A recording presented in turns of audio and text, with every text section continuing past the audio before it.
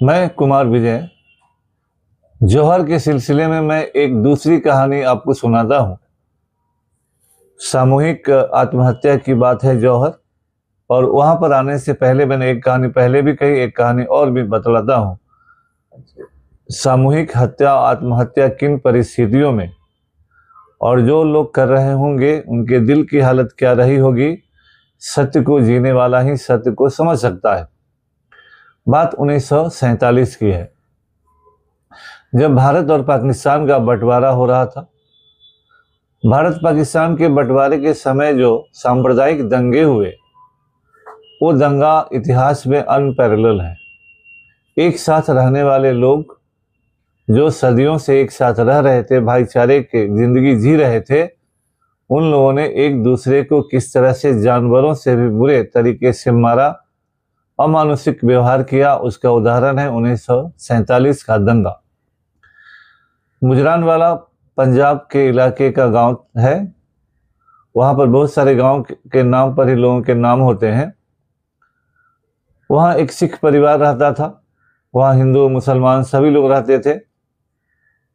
और आप जानते हैं कि जब भारत का बंटवारा हुआ उस दिन 14 अगस्त और 15 अगस्त को सीमा प्रांत के किसी गांव को पता नहीं था कि कौन सा गांव पाकिस्तान में है और कौन सा गांव भारत में है।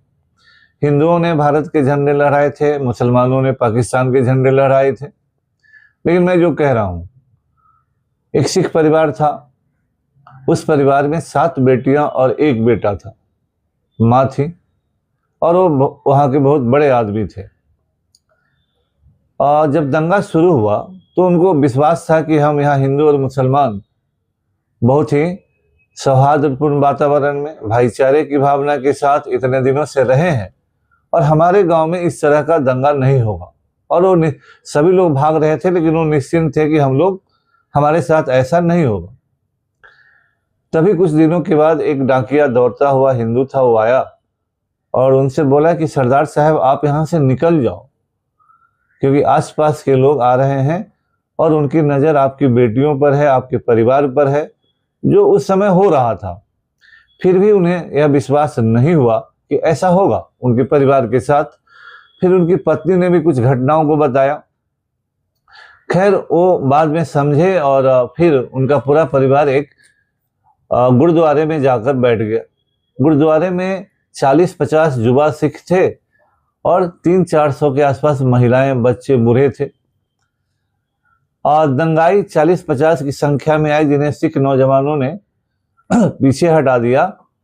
लेकिन फिर कुछ समय बाद हजारों की संख्या में लोग आए जो मुस्लिम थे। स्वाभाविक है, मुस्लिम हिंदू दंगा था। और उन्होंने चारों तरफ से उस गुरुद्वारे को घेर लिया। फिर किसी ने एक महिला को गुरुद्वारे से खींचा और उनके साथ बहुत ही जघन्य वारदात किया। उनके प्राइवेट पार्ट्स को काट कर उन्होंने गुरुद्वारे में फेंका। गुरुद्वारे के अंदर रहने वाले लोगों को लग गया कि आगे क्या होने वाला है। इन सरदार साहब की 7 बेटियां थी, पत्नी प्रेग्नेंट थी और एक बेटा था। इन्होंने अपनी पत्नी और बेटा को किसी तरह से तैयार किया कि वो पीछे के दरवाजे से निकलकर रेलवे स्टेशन जाएं और वहां से फिर अगर ईश्वर किया तो सुरक्षित चले जाएं और ईश्वर चाहा तो लौट कर आएंगे। उन्होंने अपनी पत्नी से ही कहा।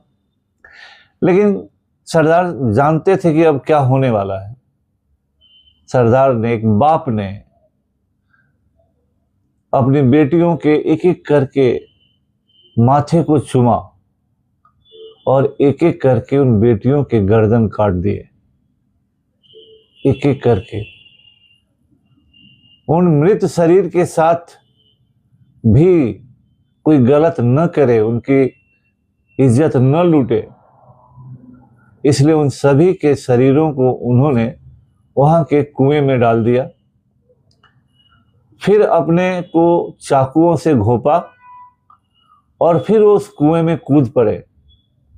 माँ एक बच्चे और एक उनके शरीर में, पेट में जो बच्चा था उसके साथ गई और वह पिता उन 7 बेटियों के साथ उस कुएं में कूद गया।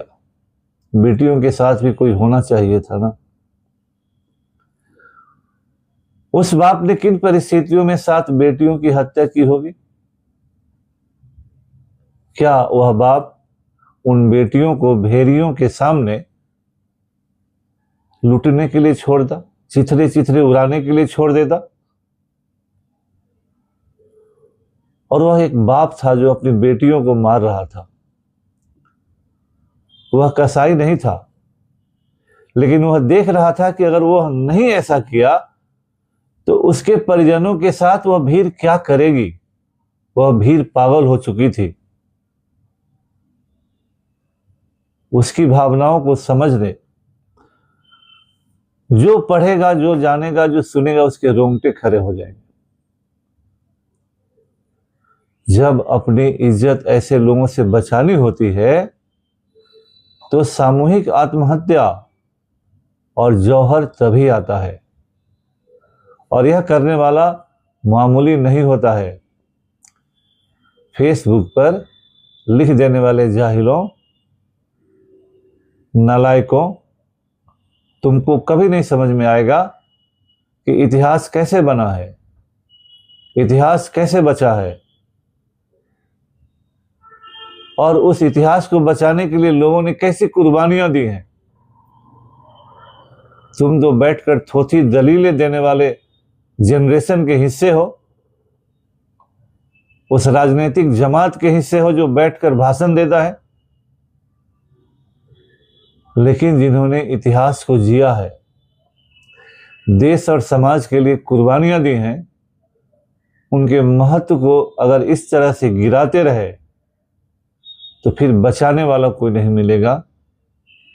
इसलिए उस तरह की कारगुजारियों से बाज आइए जो बिना जानकारी के किसी के बारे में कुछ भी बोलते हैं। आप ये ज्यादा दिन नहीं चल पाएगा और ये उचित भी नहीं है।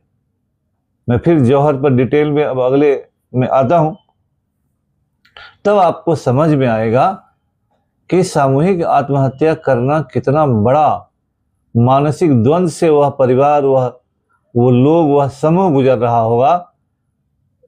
इसका अंदाजा केवल फेसबुक पर लिखने से, उंगलियां चला देने से नहीं हो जाएगा। इस कहानी के मर्म को समझिए, तब बहुत कुछ आपको समझ में आएगा।